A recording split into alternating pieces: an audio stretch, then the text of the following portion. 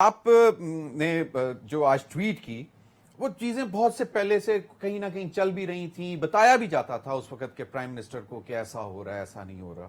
اور پھر جو ہمیں معلوم ہے کہ ایک دفعہ اس وقت کے آرمی چیف نے بھی باقاعدہ طور پر یہ میسج بھی دیا کہ بس بہت ہو گئی, ان کو اب تبدیل کریں.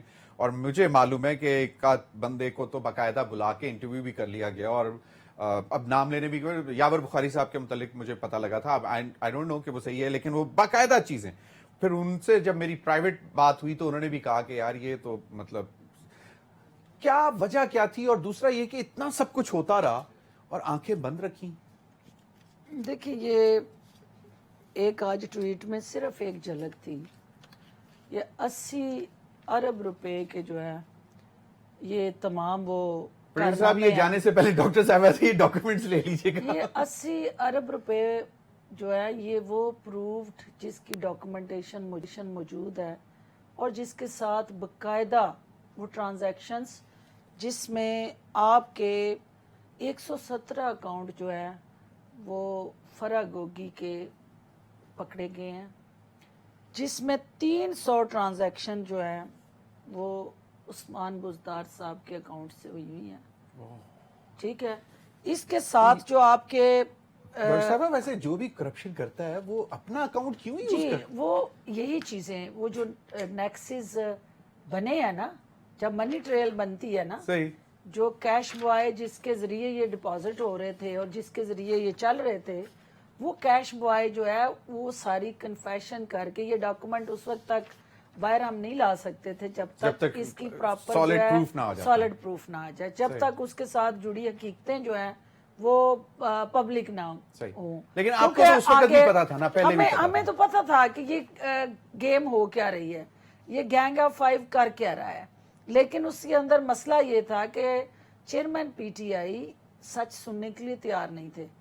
جانے تو جانے, گل ہی نہ جانے, باغ تو سارا جانے, سب کو پتا تھا, لیکن نہیں پتا تھا تو ان کو نہیں پتا تھا. یہ بات بھی میں نہیں مانتی ہوں کہ ان کو نہیں پتا تھا, ان کو پتا تھا, انہوں نے آنکھیں بند کی ہوئی تھی, وہ اس حقیقت کو ماننے کے لیے تیار نہیں تھے. پھر آپ وہی بات کرتی ہیں نا کہ وہ ایک سحر تھا جس سے وہ نہیں نکل سک رہے تھے, تو ہو سکتا ہے کہ وہ ان کو نظر ہی نہ آتا ہو. آپ کو بتایا پہلے کئی دفعہ میں بتا چکی ہوں کہ ہیپناٹائز ہوئے, پھر وہ میگنیٹائز ہوئے, پھر وہ میسمرائز ہوئے.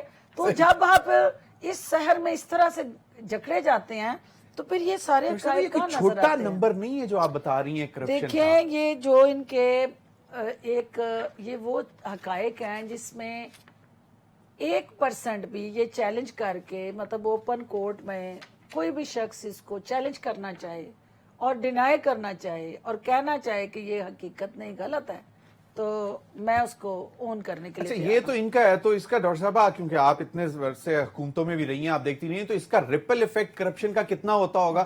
اگر کوئی پیسے دے کے لگا ہے تو اس نے وہ پورے بھی کیے ہوں گے. بالکل, نہ صرف اس نے پورے کیے ہیں. آپ یہ دیکھیں کہ یہ جتنی بھی ہاؤسنگ سوسائٹیز ہیں, کوئی ایسی ماشاءاللہ نہیں تھی جس میں حضور نے اپنے ہاتھ صاف نہیں کیے ہوئے تھے, یا اس گینگ نے اپنے ہاتھ صاف نہیں کیے ہوئے تھے. یہ ان کی لسٹ ہے. اور جو ماشاءاللہ سے یہ فرماتے ہیں کہ وہ گھرداری والی عورت ہے, ان کا کیا لینا دینا, ان کو ان کا نام کیوں لیتے ہیں, ان کو کیوں بدنام کرتے ہیں. انگوٹھیاں پسند اور نہیں, انگوٹھیاں تو بہت پیچھے, کہ انہوں نے شیئرز لیے ہوئے ہیں, ان کے بیٹوں نے, ان کے بھائیوں نے جس طرح سے شیئر خریدے ہیں.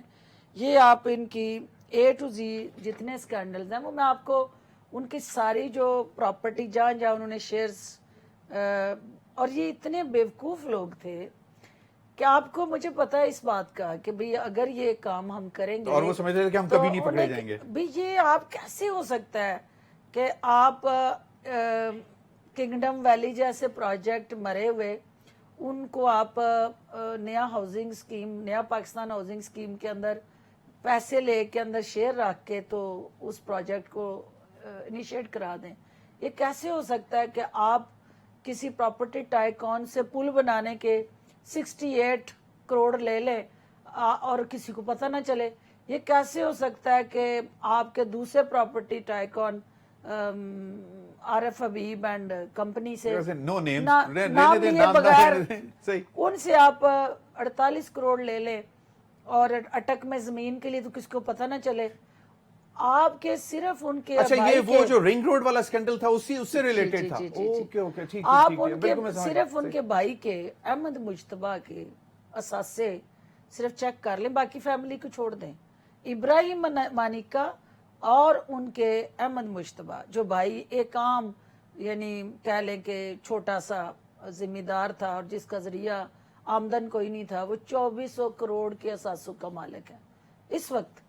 اور آپ کہتے ہیں وہ گھردار خاتون ہیں، انہوں نے جو ہے وہ سارا دن چلے کاٹے ہیں یا عبادت کی ہے یا روزے رکھے ہیں، ان کا سیاست سے کیا بھی؟ وہ تو ایک ٹارگٹ ایجنڈے پہ آئے تھے اس ملک کو ڈبونے